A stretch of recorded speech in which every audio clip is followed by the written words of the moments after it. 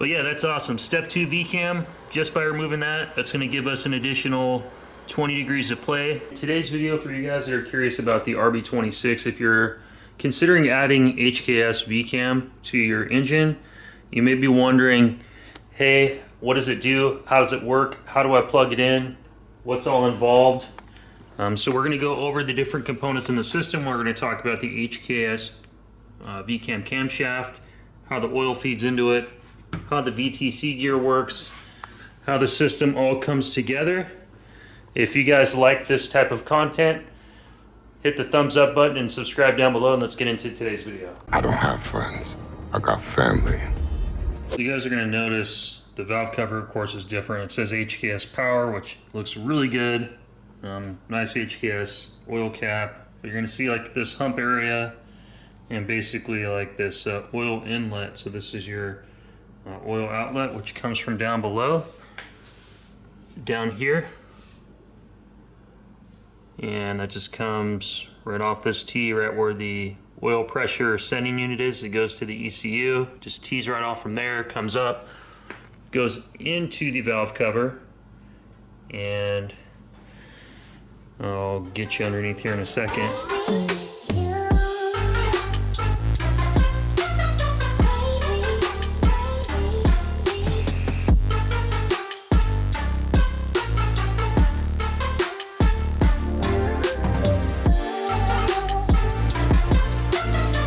Wanted to get you guys under here with some lighting on here so you can see it a little bit in greater detail. You guys can kind of see the T that's in there. I'm not sure if that is a factory T, but that's how mine is set up. You got your oil filter right here and all your different stuff for the idle air control valve, the factory oil cooler that's water cooled. Yeah, pretty cool. So let's go ahead and push the RB out of the way real quick here. This thing's so much easier to maneuver around with the turbos off a bit. Okay, so we have everything kind of laid out here for you. So this is going to be something that's different over the factory unit, this piece here that's not there, that comes with the kit. This piece is of course different as well. And the camshaft of course has some different things that you may not recognize over a stock camshaft. So you're going to recognize first of all that says HKS on it. You'll see all those little tiny little Allen bolts with some little tiny nuts in there. That's basically your timing for the VCAM. And so if you look at the valve cover, you have this is basically like a timing sensor. So let's go ahead and flip it over. But if we look underneath here, this is the sensor. So as this thing is spinning, and this is counting all the revolutions, and then that communicates with the solenoid and the electrical, which is here.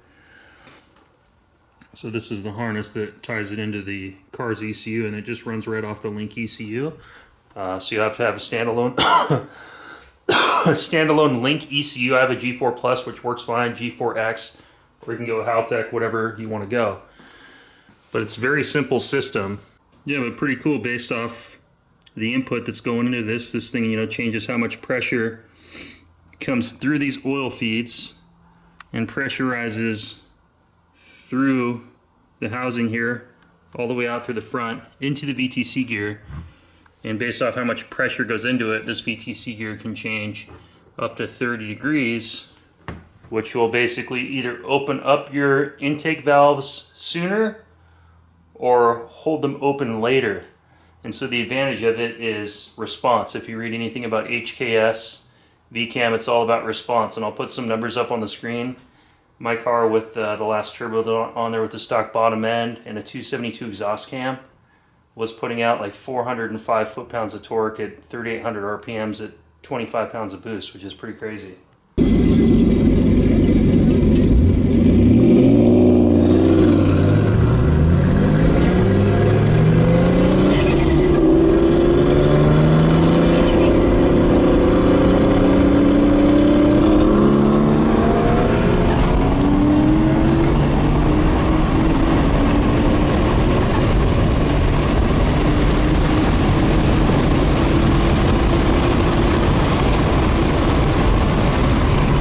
fun, man. Good Yeah, that was run. fun. That was fast. Keep in mind, I had the stock head, stock bottom end. The only thing that I had that was modified on my car was the VCAM, the exhaust cam, and the turbos with, you know, bigger injectors, of course. SART 850cc injectors, Nismo fuel pump, Nismo fuel pressure regulator, and a Link G4 Plus ECU. And my car was making 450 wheel horsepower, 405 foot-pounds of torque before I had bearing failure, mostly because my oil pump is starting to fail. I was only getting like 2.5 to 3 bar of oil pressure, which is not enough for RB. And I smoked my my bearings on the bottom end.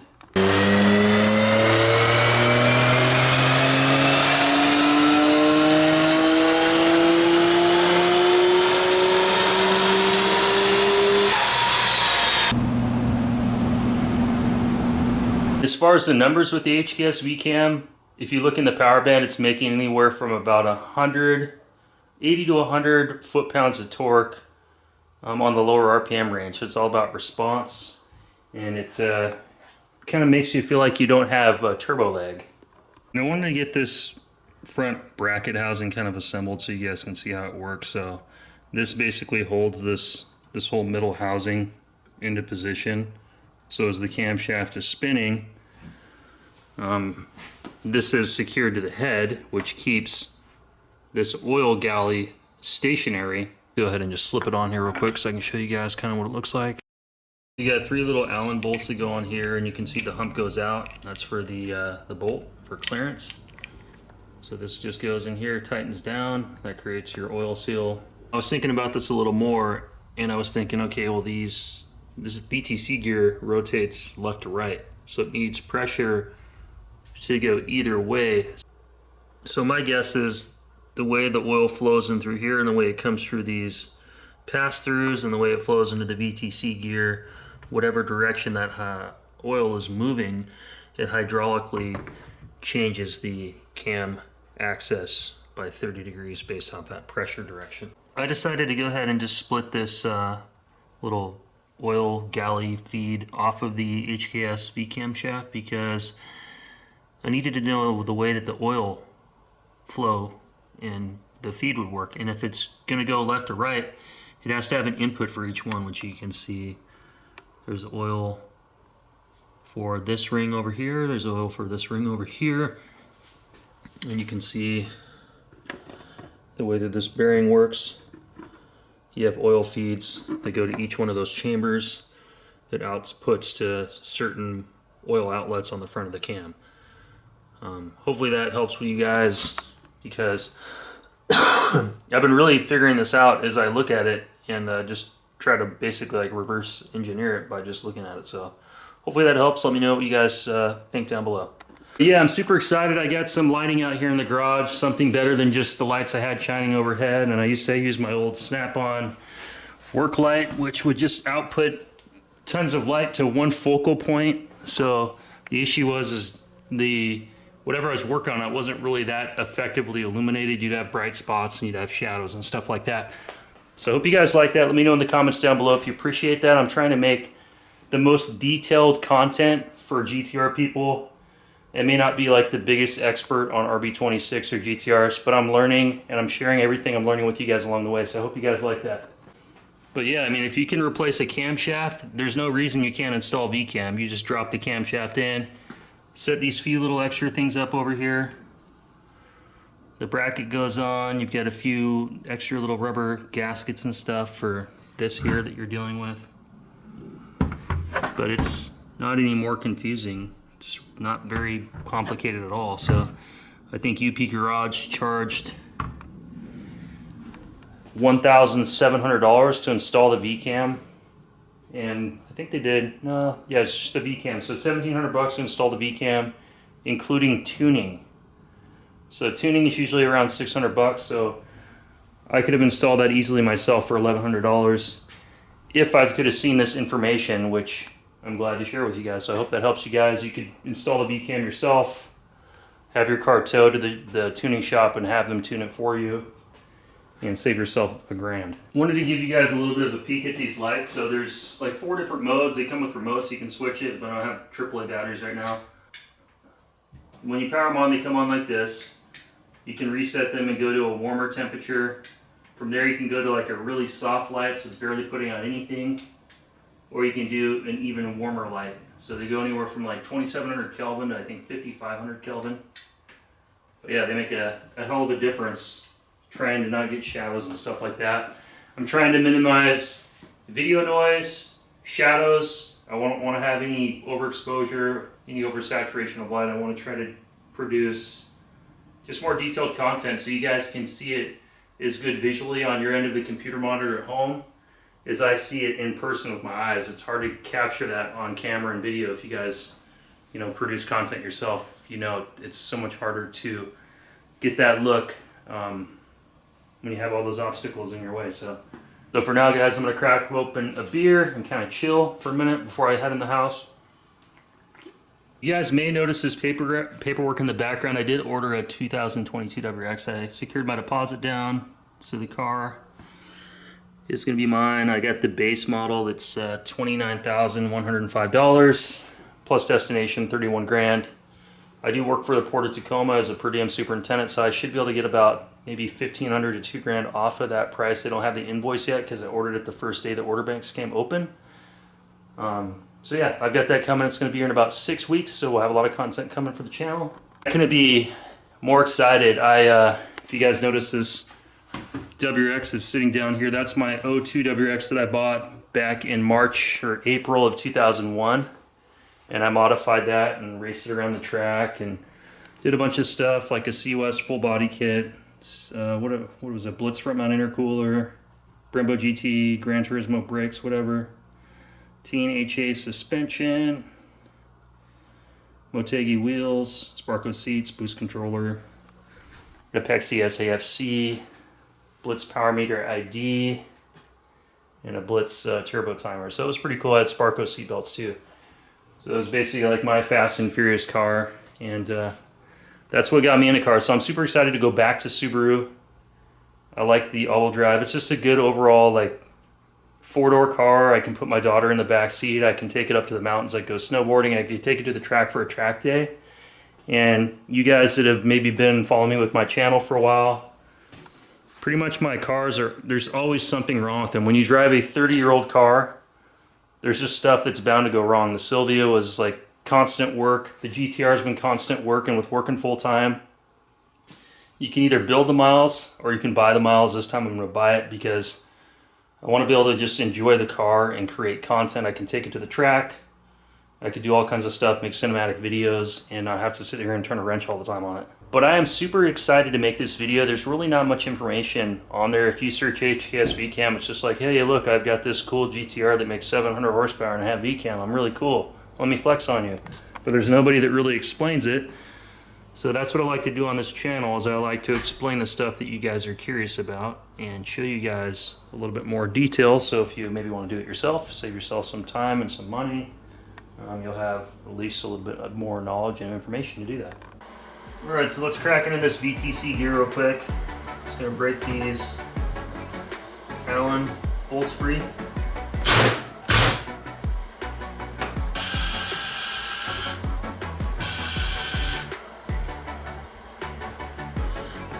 Okay, here's a look at all the hardware. So we had 5mm hex and 3mm. Luckily nothing stripped. Here's a look at the VTC gear. Let's take it off. So coming in close. There we go underneath here. And let's analyze this a little bit. So back to those 4 little oil inlets that come out of the camshaft. You can see that the oil, as it comes through those, it pressurizes this area and moves this gear. So it fills up these passages and moves it either this way, or it'll fill up, I believe, the other passages to push it back the other way. But from what I understand, you can make this basically a step 2 VCAM. I believe is this little stopper is what I have to pull out of here. But I'm going to talk to Doug at UP Garage because I don't want to give anybody any misinformation in today's video, and I'm just kind of sharing information, but I don't want to go the wrong way for you. But pretty cool. Let me know what you guys think of the insides of the VCAM. I'm going to go ahead and slip this center housing out. I don't know if you guys can see that very well. I'm trying to move my hands out of the way.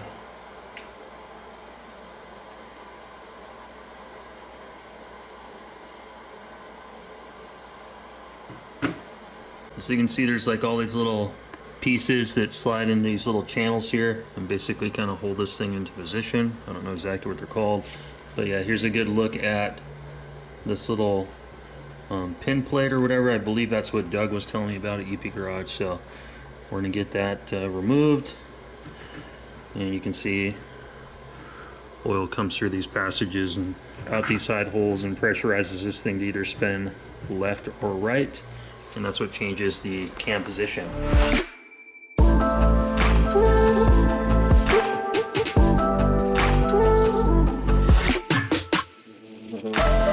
So the reason with step one that pin has to be there, if you don't have forged pistons or your pistons aren't cut, you don't have enough clearance and your valves will actually contact the piston and bend your valves. So that's why that's there. Once you do forged bottom end, which we're going to be doing when we do the 2.8 liter stroker, we don't need that pin there because now we can use that 50 degrees of rotation and manipulation to get even more horsepower.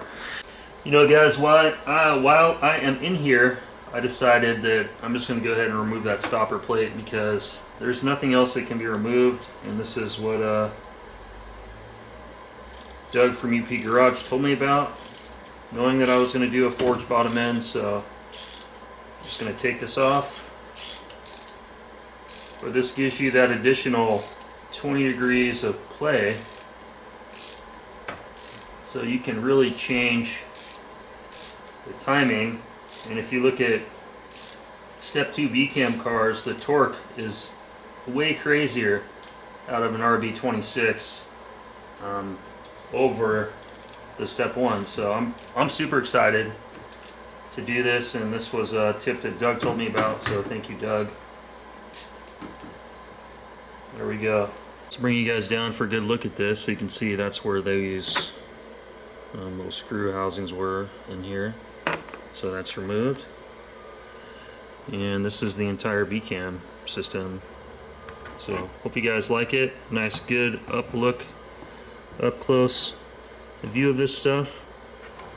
I'm not a professional mechanic, so I don't want to be held liable if you guys do any of these modifications to your car. I'm not recommending this stuff, so move forward at your own risk. If I screw this up, it's going to cost me money.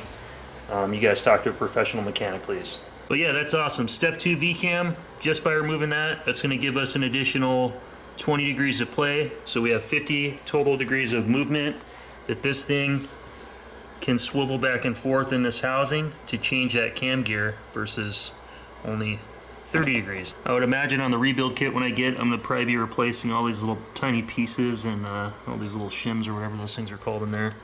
Would imagine that I'd get a new rubber seal for this as well. Not sure what's going to be in the kit, but when I get the kit, I'll put it all back together and show you guys what it looks like. So yeah, that's a nice step 2 VCAM upgrade here. You can also replace the camshaft if you want to. They sell a VCAM camshaft upgrade, which gives you a little bit different duration. I think that's like $700 or $800, so I could definitely do that. Later on, we'll see if I have the money. This upgrade didn't cost me anything, and you guys know how RB26s are. They call them RB26dett because it's det. They're super expensive to work on, and the parts are not cheap, and yeah, we'll get there. I'm just sitting here editing the video, guys, and I did confirm with Doug. I sent him a message, step 2 VCAM, thanks for the tip. Doug said yay, so we are set. But anyway, guys, if you made it this far, I'd like to thank you for watching the video. Leave me some comments down below. Let me know what you think of the HKS VCAM system. I hope that this video gave you guys some type of knowledge or up-close look. If you guys were curious about the HKS VCAM system worked, and if you're thinking about installing it yourself, it's really not that complicated. So anyway, guys, I'll catch you on the next one. Thanks for watching. Bye-bye.